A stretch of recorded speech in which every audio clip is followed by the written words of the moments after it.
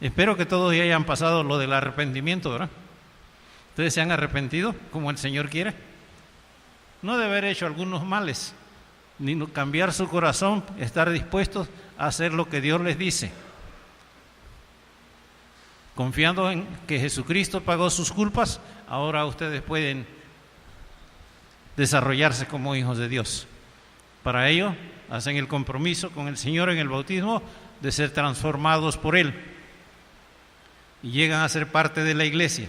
Y decíamos que la iglesia, de acuerdo a las Escrituras, es una familia, es el cuerpo de Cristo y es el templo del Espíritu. Llegamos ahora al versículo 42. ¿Se fijaron cómo dice el versículo 42? Léanlo otra vez, por favor. 2:42 de Hechos, dice: y perseveraban en la doctrina de los apóstoles, en la comunión los unos con los otros, en el partimiento del pan y en las oraciones. Y esto es lo que Dios, este es el plan de Dios. No es que una persona se bautice, se una a la iglesia y luego se vaya y ya no hace nada.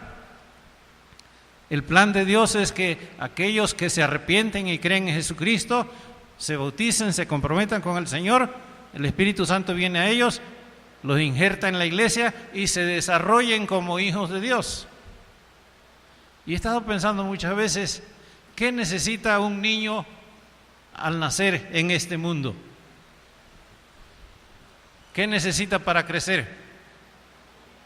Pues alimentación primeramente, ¿verdad? ¿Qué más? Los cuidados, el amor de sus padres y de la familia, ¿verdad? ¿Qué más?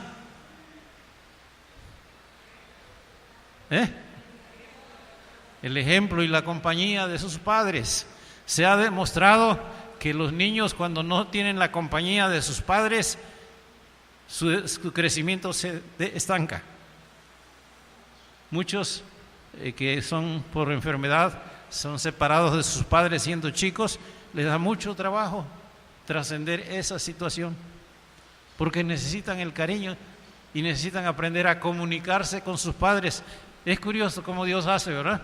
Que la mamá casi adivina qué está diciendo su hijo, aunque no se entienda nada de lo que dice. ¿Y qué necesita uno que acepta a Cristo y se une a Él para desarrollarse como hijo de Dios? Necesita alimentación. ¿De qué? ¿Cómo tiene que alimentar su alma y su mente una persona que acepta a Cristo como su Salvador? Esto pudiéramos decir que son los secretos del discipulado. Y de eso quisiéramos hablar ahora, de los secretos del discipulado. El primero de ellos es perseverar en la doctrina. No sé si les dio tiempo a leer. Hice alguna reflexión aquí en el boletín con respecto a perseverar. Si quieren verla. Dice, perseverar es una necesidad que el ser humano debe desarrollar. Repito, perseverar es una necesidad que el ser humano debe desarrollar. Por naturaleza tiende a ser inconstante, fluctuante, inestable, caprichoso. Algunos dicen, ¿por qué no vas al templo? Es que no siento ganas. ¿Y por qué llegaste tarde? No, pues que no quería levantarme. Pero es aquí donde tiene que ponerle voluntad, ¿verdad? Tiene que empeñarse en hacerlo. Actualmente se habla de muchas personas que son con deficiencia de atención, personas que pueden oír pero no escuchar, estar físicamente presentes pero emocional y espiritualmente ausentes. Y a veces me temo que pasa aquí mucho eso, ¿verdad? Están aquí muchos hermanos, pero su mente, su corazón está en otras cosas, por allá afuera. Ya sea en los deportes, en el negocio, en la comida, en los problemas que tienen, pero no están oyendo la voz del Señor. La palabra perseverar, traducida del griego proskrateo, tiene la idea de continuar con firmeza al hacer algo. Repito, continuar con firmeza al hacer algo. Adherirse, es decir, pegarse, pero bien fuerte, ¿verdad? Adherirse firmemente a una persona o a una cosa, dar continua atención a algo o a alguien, continuar esperando. El discípulo cristiano tiene la necesidad de desarrollar esta cualidad porque la fe en Jesucristo y el amor a Él no se expresan en manifestaciones ocasionales. Algunos, como fruto de sus emociones, dicen cosas bonitas y hacen cosas bonitas, pero ¿es eso amor al Señor? ¿O es parte del capricho humano? Dios es fiel y como Padre quiere que sus hijos sean semejantes a Él y perseveren en el camino al cual les llamó. Pues como dice Mateo 24:13, los que lo tienen lo leen conmigo, mas el que persevere hasta el fin, este será salvo. No es que estamos ganando la salvación, pero tenemos que ser salvos del dominio del mal y de las amenazas del mal. ¿Cómo podemos lograrlo? Pues solamente de la mano del Señor, solamente cuando nos nutrimos de la palabra de Dios. Hay muchas cosas que captan nuestra atención en la actualidad: el trabajo, los deportes, las artes, la televisión, la vida en sociedad, la política, etcétera, etcétera. Al grado que nuestra relación con Dios no solamente ocupa el segundo lugar, sino a veces el último, si me queda tiempo, si no se me atraviesa algo. Y esta es una lucha que el creyente que va empezando tiene que librar. ¿Cuántos me han dicho, es que ya me venía yo y me llegó mi mamá de visita? Y ya me venía yo y me llegó un amigo. Y ya me venía yo y otra cosa pasó. Y no pude dejarla. Y tiene que superar eso, tiene que perseverar y decir, bueno, yo tengo un compromiso con el Señor. Lo demás se puede esperar. Puedo decirle, por ahorita tengo un compromiso, no te puedo atender, pero tal día, tal hora te espero. Pero el creyente tiene que librar esa lucha. Y no debemos olvidar que cultivar nuestra relación con Dios debemos dedicarle atención, tiempo y esfuerzo. Y esto, como todo lo bueno, no se logra en el primer intento, sino a base de práctica. Tal vez ustedes comenzaron leyendo su Biblia, pero por alguna razón dejaron de leer la Biblia. Hubo otros intereses que llegaron. Dicen, pues ya lo dejé ya. Pues empieza de nuevo. Y de nuevo sucede otra cosa que te distrae. Pues empieza de nuevo. Hay un proverbio que me gusta a mí mucho, dice, 7 veces cae el justo, mas tornará a levantarse, porque la mano de Jehová lo sostiene. Y cuando creemos en Jesucristo, llegamos a ser justos y podemos caer, podemos fallar en algunas cosas, pero tenemos que intentarlo de nuevo, tenemos que levantarnos y seguir. ¿Por qué? Porque el creyente, el discípulo, necesita poner en armonía su vida con la voluntad de Dios. A veces no sucede eso, ¿verdad? Nada más cambiamos de lugar de reunión. Pero aquí, cuando nos reunimos, venimos para escuchar la voz de Dios, no la mía. Perdónenme si a veces no lo hago como debo, pero yo quisiera que oyeran la voz de Dios, diciéndoles que tú me necesitas y necesitas aprender a poner en armonía tu vida personal. Quieres estar en relación conmigo, pero quieres estar en relación con cosas que no tienen que ver conmigo. Tienes que decidir qué va a ser lo más importante. Tienes que poner en orden tu vida familiar. ¿Cuántos se ha hecho ya común que venimos discutiendo en el carro, en el coche con la familia, llegamos al templo y nos calmamos y salimos del templo y seguimos la lucha? Y venimos a adorar a Dios y seguimos enojados, seguimos peleando.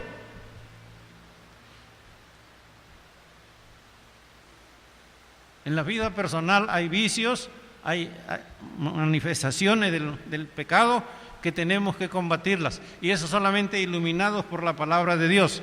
Y también la vida familiar tiene vicios y situaciones que debemos superar enseñados por la palabra de Dios. Tenemos una fuerte influencia del medio ambiente. Recuerdo una plática que tuve una vez con una persona, trabajaba en la Comisión Federal de Electricidad.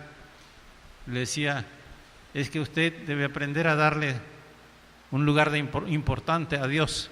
Si mire, lo más importante para mí es mi trabajo, mis amigos y mi mujer, si me da tiempo. Mi trabajo, mis amigos y mi mujer, si me da tiempo. Y ya no tengo tiempo para más. ¿Y Dios? Y el creyente tiene que aprender a darle el lugar que le corresponde a Dios. ¿Por qué? Porque Dios quiere ordenar su vida de una manera diferente a cómo la está viviendo. Leíamos hace 8 días Romanos 12:1, que dice, ¿no se acuerdan cómo dice Romanos 12:1? ¿No? A ver, los voy a dejar que lo recuerden.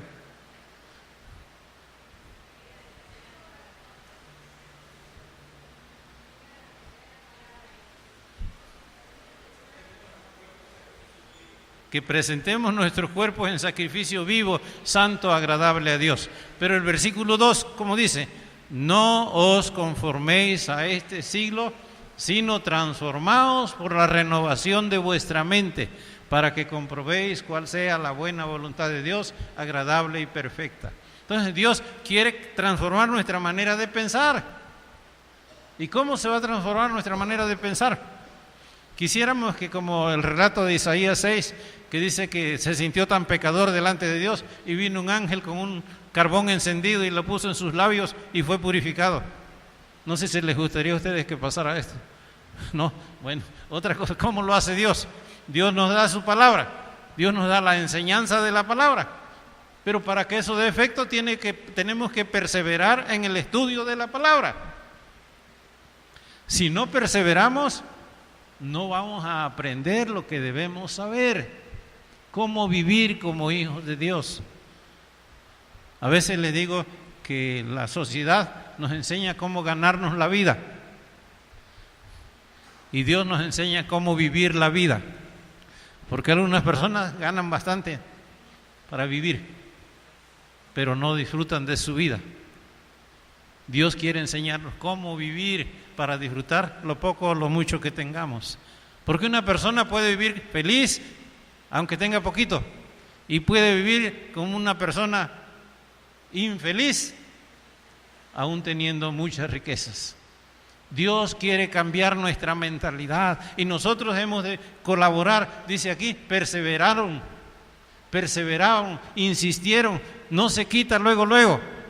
Ojalá que en el primer intento nos quitáramos las malas costumbres que tenemos, ¿no? Les narraba yo que antes de conocer al Señor, mi vocabulario era muy obsceno y yo me propuse, tengo que dejar de hablar así. Y cada vez que se me salía una mala palabra me daban un golpe en la boca y me partían los labios a veces, pero no se me quitaban las ganas. Seguía diciendo cosas que no debía. ¿Cómo? Estudiando la palabra aprendí a hablar de otra manera, de la manera en que el Señor Jesús nos enseña. Y por eso es importantísimo que nos nutramos de la palabra de Dios. Hermanos, padres de familia, es bueno que manden a sus hijos a las escuelas públicas para que aprendan a ganarse la vida, pero enséñenles la palabra de Dios para que aprendan a vivir la vida. Si no, van a echar a perder su vida. No sé qué tanta razón tenía, pero ¿a quién le atribuían ese dicho? No sé, creo no era de los Wesley, sino era un hermano que tenía un orfanatorio. Tenía un montón de chamacos de la calle que estaban instruyendo en la palabra. Y le decían, ¿por qué te afanas tanto en enseñarles las palabras de Dios? Dice, porque el que instruye a un incrédulo, inconverso, instruye a un perverso. El que instruye a un inconverso, instruye a un perverso. Y puede ser que tengan comida. El DIF hace mucho. Les da comida, les da hogar, pero ¿y su alma? ¿Dónde queda? Y sus hijos pueden tener las cosas, pero si no tienen a Dios en el lugar que deben, no se ha resuelto el problema, está allí. ¿Cómo hacerlo? Perseveren en enseñarles la palabra, y para eso ustedes tienen que saber la palabra, para enseñarla con perseverancia, una y otra vez. Tal vez algún día ya me cansé, no aprende, pero a su tiempo dará fruto. El Señor hace así con la palabra. Dios tiene misericordia de nosotros. Y el jueves pasado, pues me sentía un poco mal. Me fui temprano a la casa y dice, me dijo Mari, me llamó fulana, una muchacha de aquellos tiempos, que vivió en la casa nuestra para ir a la secundaria. Bueno, fue al quinto y sexto año y los 3 años de secundaria. Y llegó a considerarnos como sus padres.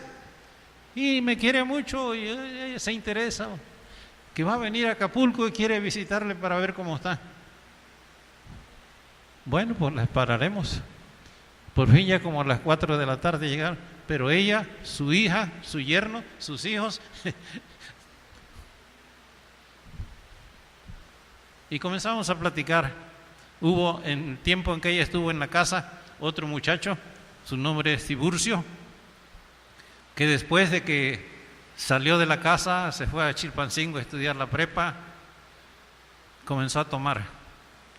Y muchas veces que pregunté por él, no, Tiburcio anda metido en el vicio, no oye a nadie. ¿Qué hizo el Señor? No sé. Pero le dije, oye, ¿qué razón me das de Tiburcio? Dice, Tiburcio regresó a la iglesia y está sirviendo al Señor.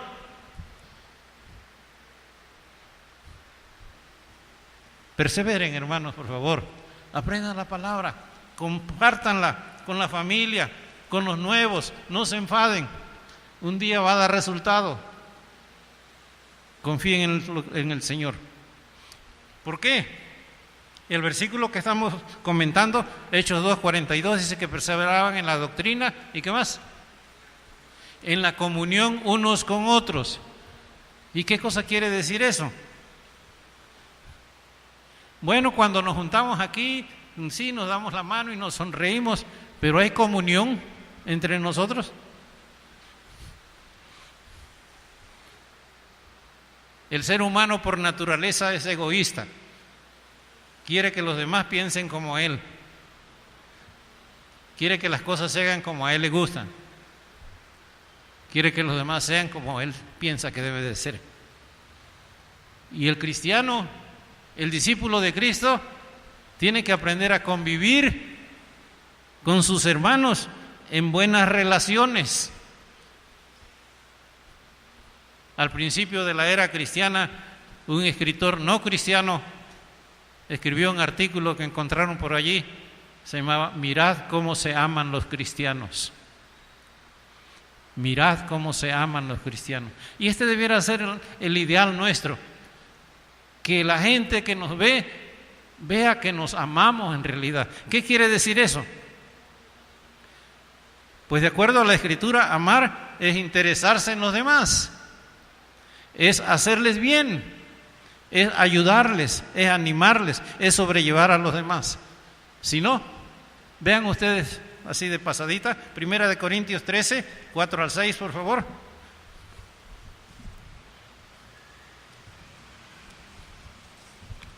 Primera de Corintios 13, 4 al 6.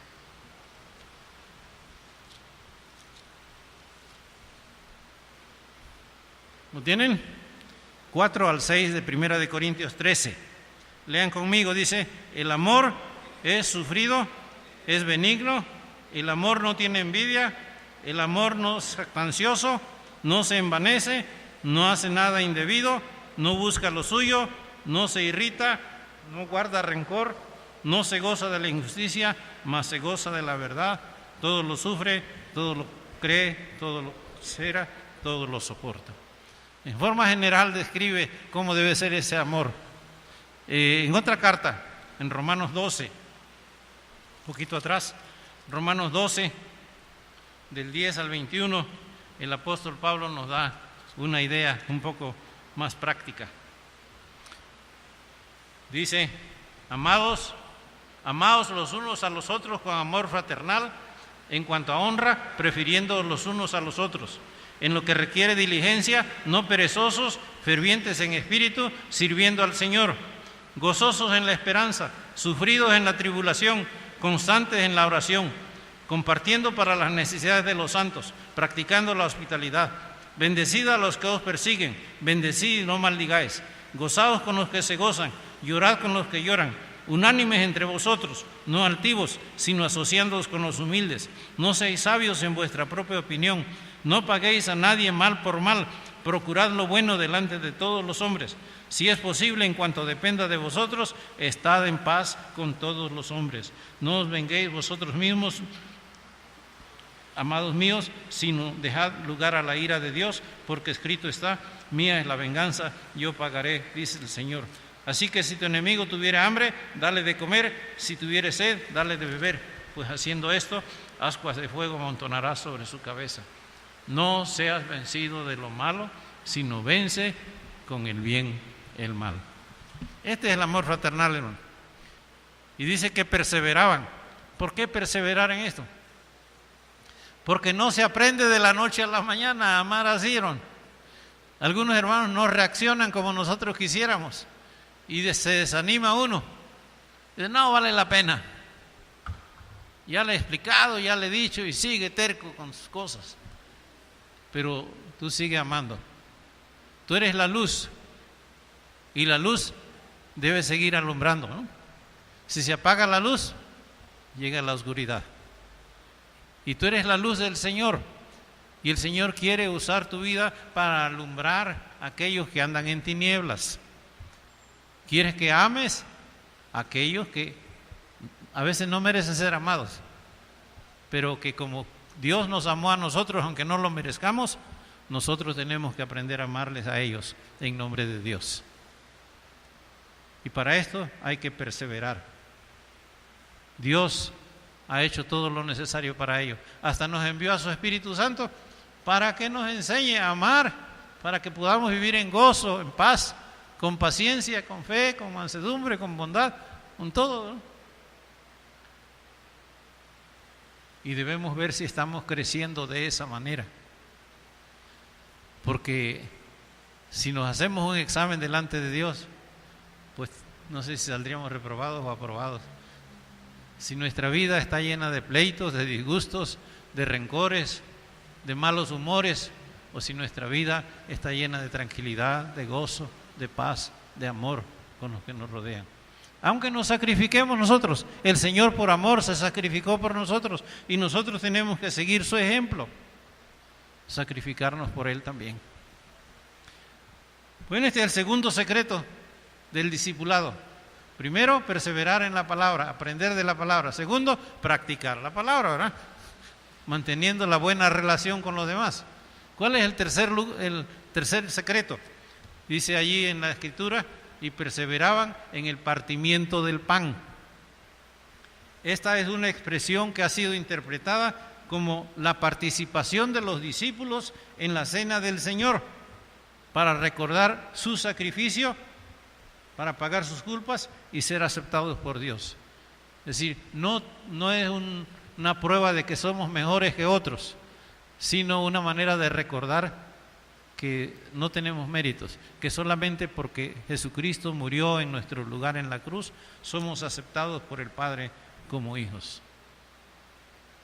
El ser humano tiene una profunda propensión a querer hacer las cosas que le den cierto mérito. Y a veces algunos han equivocado la idea, que participan en la cena del Señor porque son mejores cristianos que los que no participan. Pero ese no es el propósito, hermano. No nos estamos calificando. Allí estamos diciéndole al Señor: Señor, mi confianza solamente está en lo que tu Hijo Jesucristo hizo a mi favor. Yo reconozco que mi vida necesita un arreglo profundo. Todavía necesita. Y nunca acabamos de remendarla, ¿verdad? Bueno, ustedes saben que son todas las cosas, ¿no? Si uno hace una casa, queda bonita, pero no la puede abandonar y dice: bueno, ya le metí mucho dinero, ya nunca más le meto nada. Siempre hay algo más que hacer, ¿verdad? Me llama la atención, tenemos una persona que compró el departamento que está al lado de la iglesia. Ella no vive aquí, vive en México, pero para cada vez que viene hay un albañil o un carpintero o un plomero o un aluminero haciéndole algo al departamento. Dijo, no, ¿qué tan dañado estaría? No, es que ella lo quiere tener bonito y por eso pues le tiene que estar metiendo. Y si tú quieres tener bonita tu vida, hermanos, ¿qué tienes que hacer?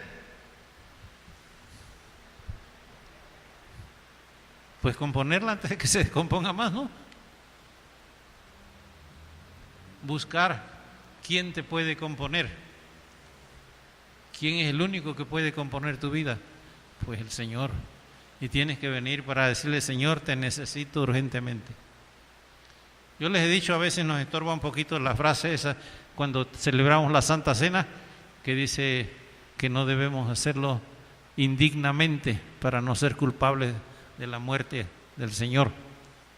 ¿Y qué es participar indignamente? Algunos dicen, bueno, indignamente es tener un pecado y venir a tomar la Santa Cena. ¿Y quién no tiene un pecado? Quisiera que hubiera alguien de yo no he pecado nunca. ¿Aquí hay? ¿Uno sí? No, hermano. Todos.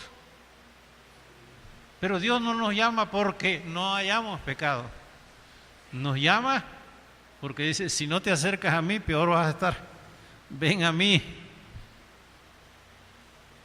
Dice que Él vino para salvar a los que se habían perdido. Venir al Señor Jesucristo, participar del pan y del vino, simboliza entonces que nosotros seguimos reconociendo que Dios ya ha hecho cambios en nuestra vida, pero que no ha terminado, que todavía hay algunos detallitos que nos están estorbando, que necesitamos luchar contra ellos. Y es solamente cuando recibimos el poder del Señor, cuando le pedimos que tome el control de nuestra vida, cuando cantamos y actuamos a la luz de ese canto que apareció en el orden de culto hoy. Dios, toma tu trono hoy. ¿Dónde? En mi corazón. Las cosas están mal por fuera, pero ¿y acá adentro? Porque si las cosas están mal afuera y mal adentro, pues está peor la cosa, ¿no? Decirle, Señor, cambia esta parte de mi vida, necesito tu acción. Y eso tenemos que hacerlo a menudo, tenemos que perseverar. Estaba pensando en qué nos podría ilustrar eso. Y especialmente aquí en Acapulco, yo creo, ¿qué pasaría si una persona pasa 2 o 3 meses sin bañarse? ¿Les gustaría darle un fuerte abrazo, no? No, hermano. Y nos bañamos, entonces ya estamos limpios, ya no va a pasar nada. Pues a veces nos bañamos y todavía quedan algunos lugares de nuestro cuerpo que hay mugrita y hay que limpiarla allí, específicamente en esa parte. Y cuando venimos al Señor y buscamos nuestra comunión con Él, pues debe ser en ese sentido. Señor, aquí creo que necesito tu ayuda. Ayúdame a superar este mal que tengo. Ayúdame a mejorar mi manera de actuar, mi manera de hablar, mi manera de contestar a los demás, mis intenciones. Te necesito, Señor. Y en eso hay que perseverar, hermano. Los discípulos de Cristo tenemos que perseverar en buscar el perfeccionamiento de nuestra vida como hijos suyos. Dice por allí una afirmación, que el que deja de aprender, deja de crecer y comienza a morir. Y aplicándolo aquí a nuestra relación con Dios, si nosotros no buscamos al Señor para que corrija nuestra vida, nuestro crecimiento se detiene y nuestra fe comienza a venir a menos, va perdiendo valor y nuestra vida se deteriora. Y tenemos que aprender a perseverar haciendo lo que el Señor quiere que hagamos. Entonces, perseverar en el estudio y la obediencia a la palabra, perseverar en la práctica de ella, en buenas relaciones, perseverar en el perfeccionamiento de nuestra vida como hijos de Dios.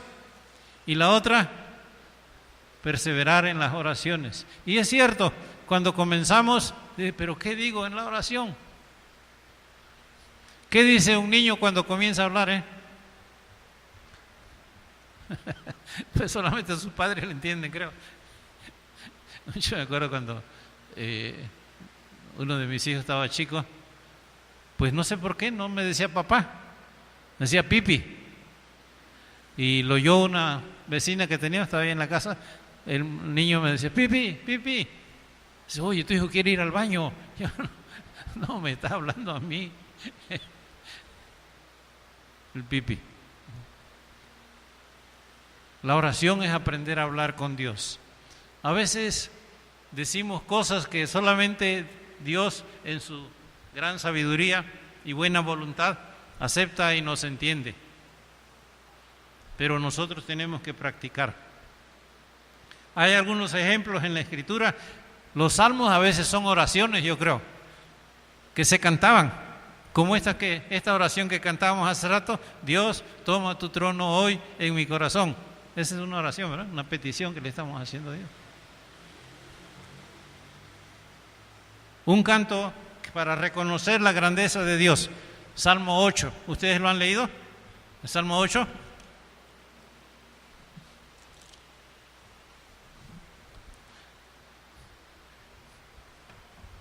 El Salmo 8 dice: Oh Jehová, Señor nuestro, cuán glorioso es tu nombre en toda la tierra. Has puesto tu gloria sobre los cielos. De la boca de los niños y de los que maman fundaste la fortaleza a causa de tus enemigos, para hacer callar al enemigo y al vengativo. Cuando veo tus cielos, obra de tus dedos, la luna y las estrellas que tú formaste, digo, ¿qué es el hombre para que tengas de él memoria? ¿Y el hijo del hombre para que lo visites? Lo has hecho poco menor que los ángeles, lo coronaste de gloria y de honra, le hiciste señorear sobre las obras de tus manos, todo lo pusiste debajo de sus pies, ovejas y bueyes, todo ello, y asimismo las bestias del campo, las aves de los cielos y los peces del mar, todo cuanto pasa por los senderos de la mar. Oh Jehová, Señor nuestro, cuán grande es tu nombre en toda la tierra. Una oración de alabanza a Dios, reconociendo la grandeza de Dios. Y muchas veces tenemos que orar así, reconociendo la grandeza de Dios, viendo lo que Él ha hecho, cómo siendo inmerecedores de todo bien, Él tuvo misericordia de nosotros y envió a su Hijo Jesucristo para ser nuestro Salvador. Y a veces, como en el Salmo 51, ustedes ya han leído el Salmo 51, ¿verdad? ¿Sí? ¿Ya se lo aprendieron de memoria? Si no, yo se los recomiendo, por favor. Salmo 51, que dice: Ten piedad de mí, oh Dios, conforme a tu misericordia, conforme a la multitud de tus piedades, borra mis rebeliones, lávame más y de mi maldad y límpiame de mi pecado. Bueno, ustedes lo acaban de leer, pero este es un ejemplo, una oración. Y hemos de decirle al Señor, hemos de reconocer cuando nuestra conciencia nos reprende, pues es tiempo de doblar nuestra rodilla y decir: Señor, reconozco que he hecho este mal, lávame, quítame esta mala manera de vivir, esta mala manera de hablar, esta mala manera de pensar. Límpiame, Señor, con la sangre de tu Hijo Jesucristo. Hay salmos de gratitud, como el Salmo 103. ¿Se acuerdan qué dice el Salmo 103? Bendice, alma mía, a Jehová, y bendiga todo mi ser su santo nombre. Bendice, alma mía, a Jehová, y no olvides ninguno de sus beneficios. Y qué bonito es reconocer los beneficios del Señor, especialmente, hermanos, cuando están tristes, cuando las cosas no parecen ir bien. Hagan esa práctica, comiencen a contar qué beneficio sería poder reconocer los bienes que Dios nos da.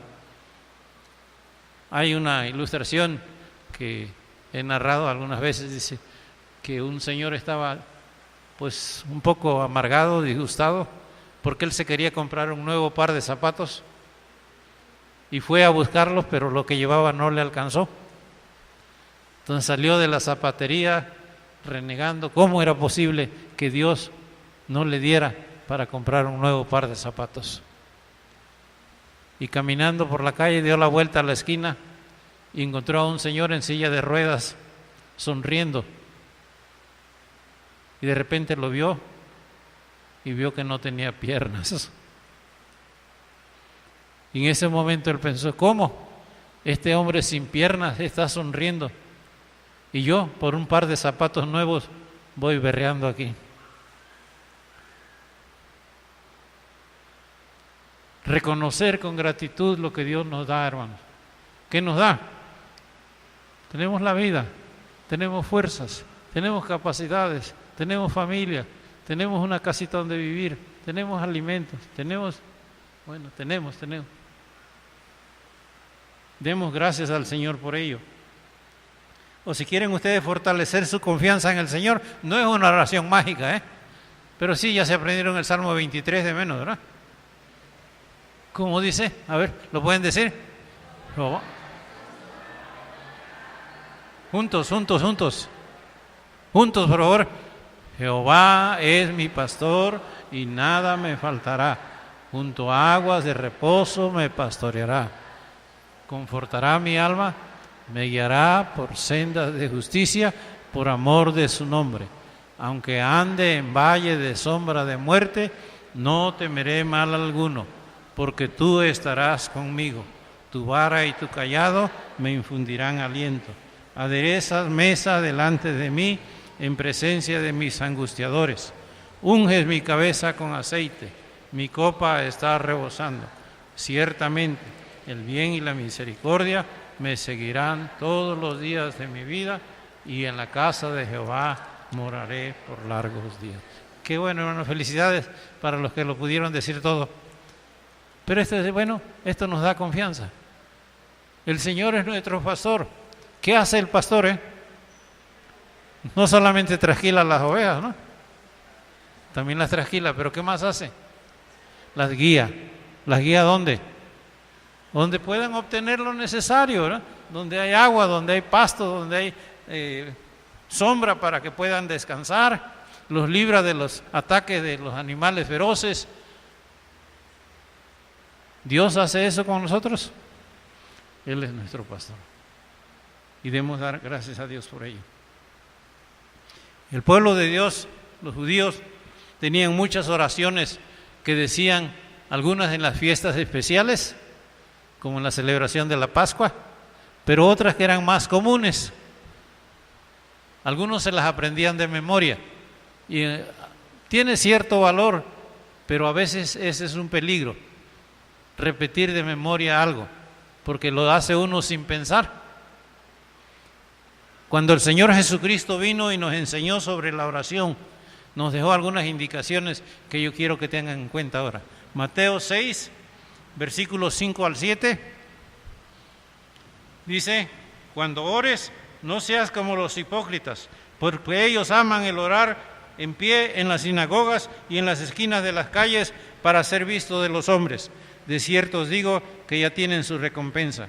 Mas tú, cuando ores, entra en tu aposento y cerrada la puerta, ora a tu Padre que está en secreto, y tu Padre que te ve en lo secreto te recompensará en público. Y orando, no uséis vanas repeticiones como los gentiles, que piensan que por su palabrería serán oídos. No os hagáis pues semejantes a ellos, porque vuestro Padre sabe de qué cosas tenéis necesidad antes que vosotros le pidáis. Bueno, tomemos en cuenta esta enseñanza del Señor cuando oramos, preferentemente en secreto. Es bueno orar aquí, hermano, pero no quisiera que ustedes se confiaran, bueno, que el pastor ore por mí cuando vamos allá al templo. Sí, lo hago con gusto, pero Dios quiere tenerte a ti solito, allí en tu recámara, que allí le abras tu corazón y que te dispongas a que Él te hable también y te diga lo que te quiere decir.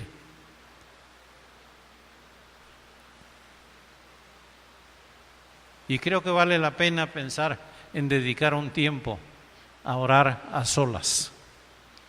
No repitiendo las cosas, No convencemos a Dios por más que se lo decimos muchas veces, sino de corazón, sin hipocresía. O como dice Lucas 18, del 10 a 14 hay una historia, dice que dos hombres subieron a orar al templo, uno era fariseo, el otro publicano, y el fariseo oraba de pie diciendo: Señor, te doy gracias porque no soy como los demás hombres, yo soy un gran hombre, hago esto y hago lo otro y hago lo otro. Hizo una lista de cosas para presumir delante de Dios.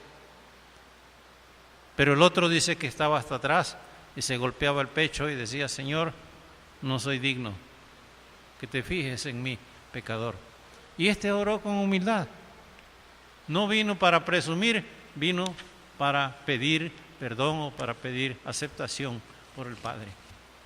Hermanos, es bueno cuando oramos aquí juntos. En el culto oramos para ofrecerle el culto a Dios, oramos por los niños, oramos por los jóvenes, oramos por los adultos, las necesidades suyas. Es bueno unirse a la oración. Alguien la guía y todos decimos amén al final. ¿Por qué? Porque la palabra amén quiere decir así sea. Con ello estamos uniéndonos a la oración que decimos. Pero que no descuidemos la oportunidad de orar en forma personal. Porque esto es lo que el Señor quiere, que tú como individuo tengas esa relación con Él. Creo que esto está enseñado de muchas maneras, especialmente por los profetas. Le decían al pueblo: no puedes decir soy hijo de Abraham, y como soy hijo de Abraham, pues tengo derecho delante de Dios. No, tú, ¿quién eres? ¿Eres hijo de Dios? ¿Tú buscas a Dios? ¿Tú oyes a Dios? Aunque nuestra participación en la oración colectiva es buena, es mucho mejor orar en forma personal, secreta. En público no nos animamos a confesarle a Dios los males que hemos hecho, pero en secreto podemos decirle: Señor, reconozco que hice mal aquí, hice mal allá, perdóname, ayúdame a superar este mal. Pero también Él quiere que nosotros le digamos, como Pablo le dijo: Señor, ¿qué quieres que yo haga? Ante la situación que vivimos, el mal que nos rodea, a veces: Señor, que se quite este mal. Cuando deberíamos decir: Señor, ¿y qué quieres que yo haga en medio de esta situación en que estoy? ¿Cómo quieres que yo actúe? Porque las situaciones que Dios permite que lleguen a nuestra vida tienen el propósito de que nos desarrollemos como hijos de Dios. Y tenemos que buscar la dirección de Dios por la oración y por la palabra para actuar como hijos de Dios. Eso nos va formando, nos va haciendo lo que somos, hijos de Dios. Recuerden, así como un niño para que se desarrolle necesita de varios elementos, la vida del discípulo también demanda en forma perseverante participar de las enseñanzas de esta porción. ¿Cuál es? El secreto de perseverar aprendiendo y obedeciendo contra viento y marea lo que la palabra de Dios nos dice. Perseverar en la relación fraternal. Hermanos, a veces surgen disgustos, surgen distanciamientos. Supérenlos, por favor. No dejen que eso se profundice. Acepten que somos diferentes, que Dios nos hizo diferentes y que el hermano ve las cosas de otra manera. Pues ni modo, tenemos que aceptarlo así como es. Dios lo acepta así. O si lo quiere cambiar, Él lo va a cambiar. Tenemos que buscar nuestra dependencia del Padre, que se cumpla su voluntad en nosotros. Y tenemos que aprender a orar en forma individual, secreta, personal, porque eso fortalece nuestra vida. Entonces, si una persona quiere crecer como discípulo o queremos ayudar a una persona que crezca como discípulo, estas son las cosas que debemos estar promoviendo y haciendo. Comiencen con sus hijos, por favor, y aprendan a vivir como hijos de Dios, como discípulos de Jesucristo.